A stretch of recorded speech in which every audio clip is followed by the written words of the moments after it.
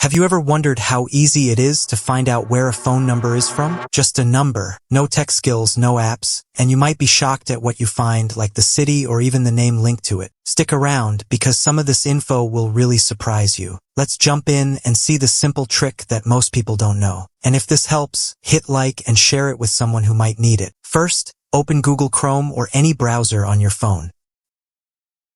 In the search bar, type reverse phone number lookup. Tap the first website that pops up. It's where the magic starts. Once the site loads, you'll see a search box. Type in the number you want to check. Make sure the country code is correct.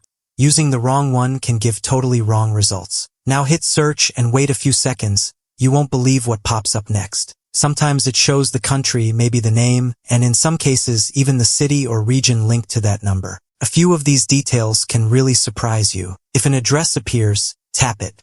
It'll show an approximate location, not exact, but enough to see the general area. This one trick surprises most people. So that's how you can quickly check where a phone number is coming from.